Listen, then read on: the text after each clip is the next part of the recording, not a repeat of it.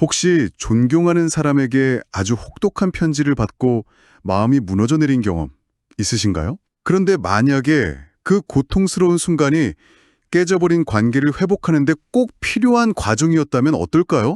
오늘 우리가 좀 깊이 들여다볼 자료가 바로 이런 복잡한 상황을 다루고 있어요.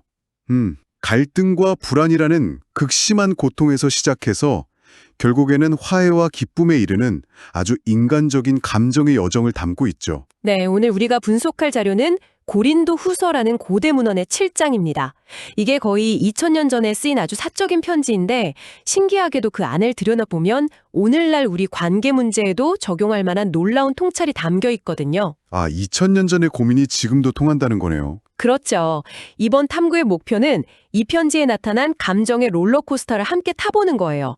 그리고 그 과정에서 하나님의 뜻대로 하는 근심이라는 어찌 보면 좀 모순적으로 들리는 개념이 도대체 무엇인지 그 본질을 파헤쳐보는 겁니다. 그러니까 모든 슬픔이 다 같은 슬픔은 아니다 이런 이야기네요.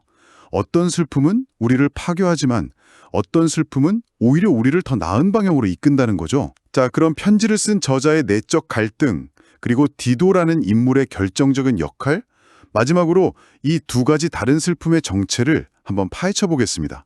자, 편지의 시작은 정말 암울해요. 저자가 마게도니아라는 곳에 도착했는데 상황이 최악이었다고 고백하거든요. 육체가 편치 못했다고 하는데. 이게 그냥 좀 피곤한 수준이 아니었던 것 같아요. 맞아요.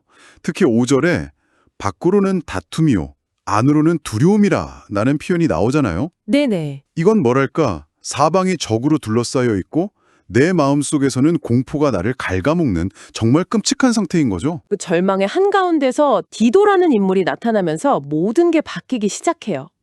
구원투수처럼요? 네. 6절을 보면 비천한 자들을 위로하시는 하나님이 디도의 오므로 우리를 위로하셨으니 라고 말하는데 여기서 재밌는 점은 신이 극적으로 나타나서 위로한 게 아니라는 거예요. 디도의 도착이라는 아주 인간적인 사건을 통해 위로가 찾아왔다는 점이죠. 아마 절망적인 순간에 믿을 만한 동료를 만나는 것만으로도 숨통이 트였을 거예요. 그런데 단순히 친구 얼굴 봐서 반가웠던 게 전부가 아니었네요? 아니었죠. 7조로 보니까 진짜 위로는 디도가 가져온 소식에 있었어요. 디도가 천지를 받은 고린도 사람들의 반응을 전해주는데 그들이 저자를 사모하고 또 저자의 편지 때문에 애통하며 저자를 위해 열심을 내고 있다는 소식이었죠. 네, 바로 그 소식이요. 이 소식이 저자의 그 깊던 절망을 한순간에 넘치는 기쁨으로 바꿔놔요. 바로 그 지점이에요. 저자의 기쁨은 다행이다. 나를 아직 좋아하는구나 하는 그런 단순한 안도감이 아니에요. 그런 게 아니군요. 그보다는 내가 보낸 그 혹독한 편지가 의도했던 대로 관계를 파괴하는 게 아니라 회복시키는 역할을 했구나라는 확신에서 온 기쁨이죠. 사모함, 애통함, 열심 이 세 단어는 고린도 사람들의 마음이 떠난 게 아니라 오히려 저자를 향해 더 깊이 연결되길 원하고 있다는 강력한 증거였으니까요. 편지를 보낸 사람의 마음이 완전히 바뀌는 지점이 여기서 나타나는데 이게 정말 흥미로워요.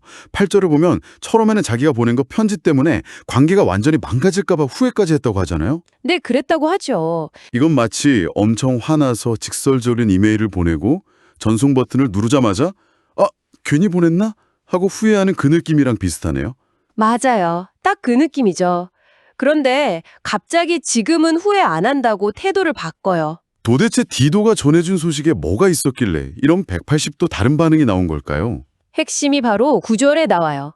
저자는 내가 너희를 근심하게 한 까닭에 기뻐하는 것이 아니오 도리어 너희가 근심함으로 회개함에 이른 까닭이라고 설명해요. 잠깐만요. 슬프게 만들어서 기쁘다니 이건 좀 앞뒤가 안 맞는 말 같은데요? 그렇죠. 이상하게 들릴 수 있죠.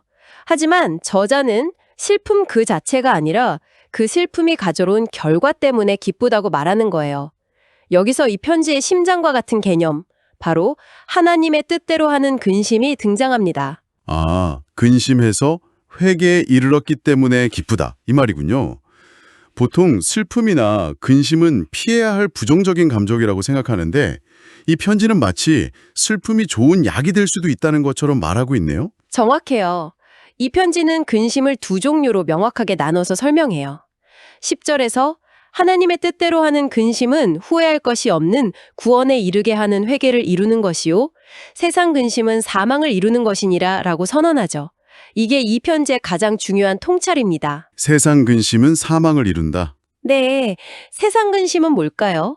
이건 자기 연민, 원망, 절망으로 이어져서 결국 아무것도 해결하지 못하고 관계와 영혼을 파괴라는 말 그대로 사망에 이르는 슬픔이에요. 문제의 늪에 빠져서 허우적대기만 하는 거죠. 그럼 반대로 하나님의 뜻대로 하는 근심은 똑같이 고통스럽긴 하지만 결과가 완전히 다른 슬픔이라는 거군요. 않는 게 아니라 이대로는 안 되겠다. 바꿔야겠다는 강력한 동기를 부여하고 구체적인 행동, 즉 회개로 이어지게 만들죠. 아하. 그래서 이 근심은 후회할 것이 없는 구원, 다시 말해 관계의 회복이나 개인의 성장 같은 긍정적인 결과를 낳는 거예요. 똑같은 슬픔이라는 감정이지만 하나는 죽음으로 다른 하나는 생명으로 이끄는 갈림길이 되는 거죠. 알겠습니다. 그럼 이 고린도 사람들이 경험한 슬픔이 바로 그 생산적인 슬픔의 구체적인 증거가 되겠네요. 저자가 이걸 그냥 좋은 슬픔이었어 라고 주장만 하는 게 아니라 실제 증거들을 쭉 나열하더라고요. 네, 11절에요. 11절을 보면 정말 강렬한 단어들이 쏟아져요. 얼마나 간절하게 하며, 얼마나 변명하게 하며, 얼마나 분하게 하며. 이걸 보면 그들이 정말 완전히 다른 사람으로 변한 것 같아요. 11절은 이 유익한 슬픔이 어떻게 긍정적인 에너지로 전환되는지를 보여주는 아주 생생한 묘사예요. 예를 들어 여기서 변명은 핑계를 댄다는 부정적인 뜻이 아니라 오해를 풀고 자신들의 진심을 증명하기 위해 적극적으로 해명하려는 노력을 의미해요. 아, 그런 뜻이군요.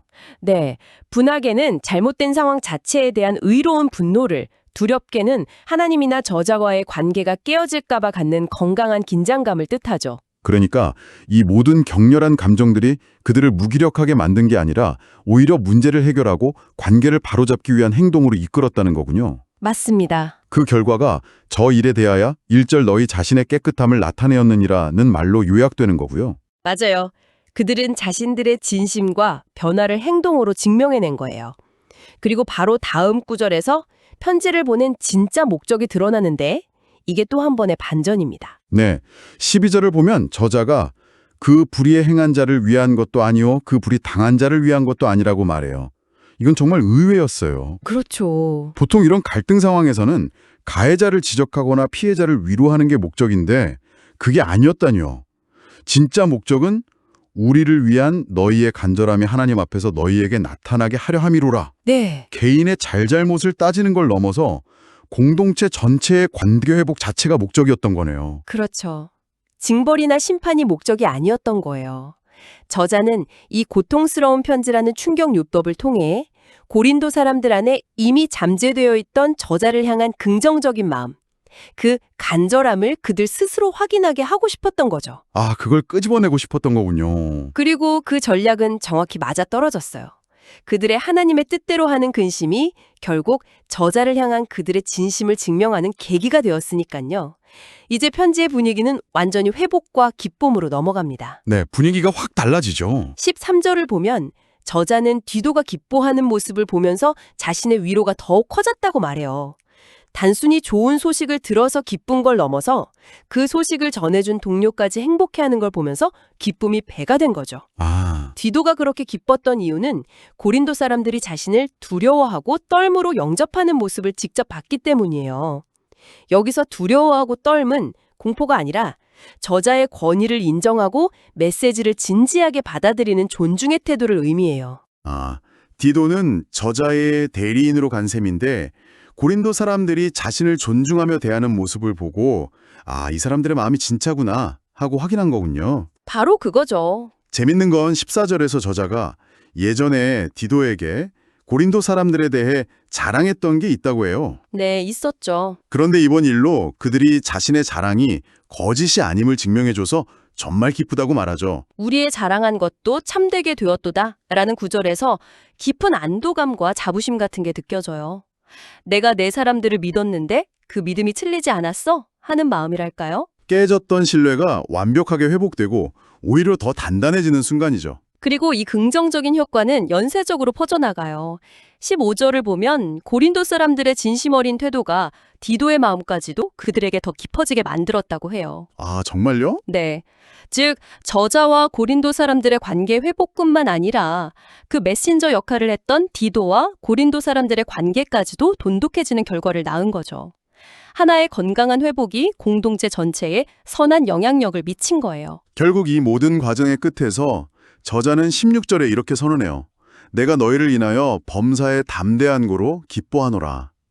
이 마지막 문장은 처음에 그가 처했던 상황과 정말 극적인 대조를 이루죠. 맞아요. 완전한 대조죠. 밖으로는 다툼이요, 안으로는 두려움으로 가득 차서 아무것도 할 수 없었던 상태에서 이제는 모든 일에 대해 담대함, 즉 확신과 자신감을 갖게 되었다고 말하잖아요. 네. 관계가 회복되니 그의 모든 일에 다시 활력과 용기가 생긴 거예요. 180도 달라진 완벽한 감정의 전환으로 이 편지는 마무리됩니다. 자, 이 모든 것이 오늘을 사는 우리에게 무엇을 의미할까요?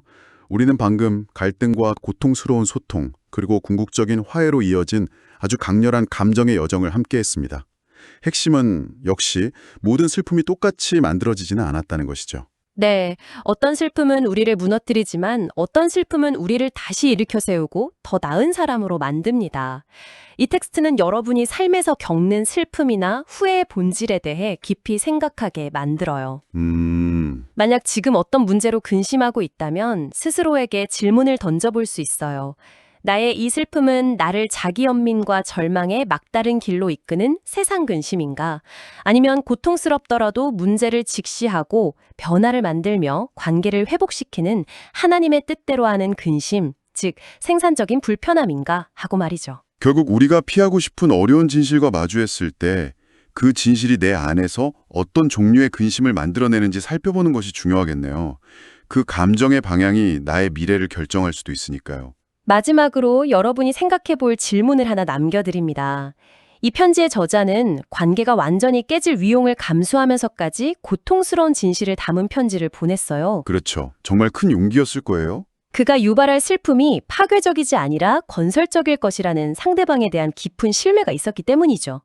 여기서 우리는 이런 질문을 던져볼 수 있습니다. 장기적으로 더 건강하고 정직한 관계를 위해 때로는 고통스러운 진실을 꺼내놓는 것이 꼭 필요한 순간은 언제일까요? 그리고 그 순간 우리에게는 어떤 용기와 지혜가 필요할까요?